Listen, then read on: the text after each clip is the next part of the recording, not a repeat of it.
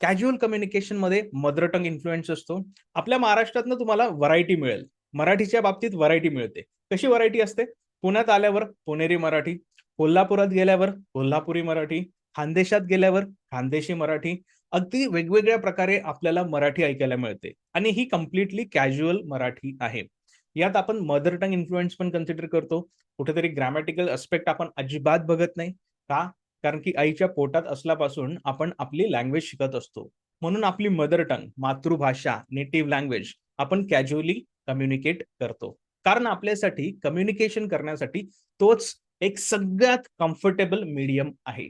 तुम्हाला आधी हे समजून घ्यावं लागेल, की कधीही आपण कम्युनिकेट करत असताना आपल्याला सेंटेन्स फॉर्मेशन इंग्लिश लँग्वेजच्या ग्रॅमॅटिकल रूल्सनुसार व्यवस्थित जमतं का?